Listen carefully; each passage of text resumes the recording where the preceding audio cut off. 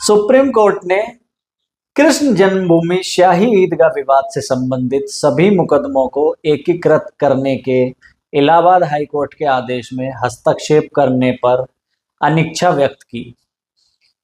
Chief justice of India CJI Sanjeev Khanna और justice Sanjay Kumar की पीठ ने मौखिक रूप से कहा कि एकीकरण दोनों पक्षों के हित में होगा। हालांकि पीठ ने आज कोई आदेश पारित नहीं किया और मामले को स्थगित कर दिया।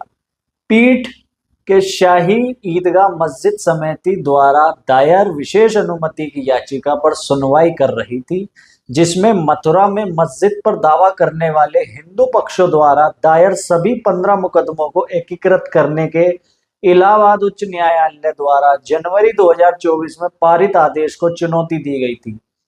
मई 2023 में हाई कोर्ट ने निचली अदालत में सभी मुकदमों को अपने पास ट्रांसफर कर लिया था। मस्जिद समिति की ओर से पेश वकील ने कहा कि जटिलताएं पैदा होंगी क्योंकि सभी मुकदमे जिन्हें एक साथ रखा गया है एक ही प्रकृति के नहीं है। असहमत होते हुए सीजेआई खन्ना ने कहा, इससे कोई फर्क नहीं पड़ता। सीजेआई खन्ना ने कहा, हमें एकीकरण के मुद्दे में हस्तक्षेप क्यों करना चाहिए? अगर ऐसे एकीकृत किया जाता है तो इससे क्या फर्क पड़ता है? वैसे भी इस बारे में सोचें, हम इसे स्थगित कर रहे हैं, लेकिन मुझे लगता है कि एकीकरण से कोई फर्क नहीं पड़ता। 1 अप्रैल 2025 को फिर से सूचीबद्ध करें। सुप्रीम कोर्ट ने मस्जिद समिति द्वारा दायर एक याचिका पर फिर भी विचार कर रहा है, जिसमें मुकदमे को हाई कोर्ट में ट्रांसफर करने को चुनौती दी गई थी। साथ ही उनके द्वारा दायर एक अन्य याचिका, जिसमें पूजा स्थल अधिनियम द्वारा वर्जित वादों को खारिज करने से हाई कोर्ट के इनकार को चुनौती दी गई है, सुप्रीम कोर्ट में लंबित है। पिछले साल सुप्रीम कोर्ट ने मस्जिद के निरीक्षण के लिए एडवोकेट कमिश्नर नियुक्त करने के हाई कोर्ट के आदेश पर रोक लगा दी थी। पूरा मामला यह है, विवाद मथुरा में मुगल बादशाह औरंगजेब के समय की शाही ईदगाह मस्जिद से जुड़ा है, जिसके बारे में कहा जाता है कि इसे भगवान कृष्ण के जन्म स्थान पर स्थित मंदिर को तोड़कर बनाया गया था।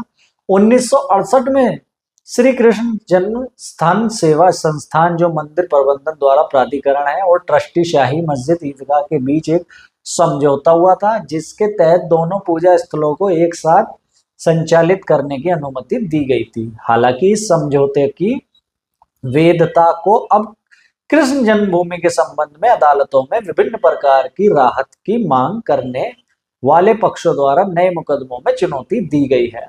वादियों का तर्क है कि समझौता धोखाधड़ी से किया गया था और कानून में अमान्य है। विवादित स्थल पर पूजा करने के अधिकार का दावा करते हुए उनमें से कई ने शाही ईदगाह मस्जिद को हटाने की मांग की है। मई 2023 में इलाहाबाद हाई कोर्ट ने विवाद से संबंधित विभिन्न राहतों के लिए प्रार्थना करते हुए मथुरा न्यायालय के समक्ष लंबित सभी मुकदमों को अपने पास ट्रांसफर कर लिया।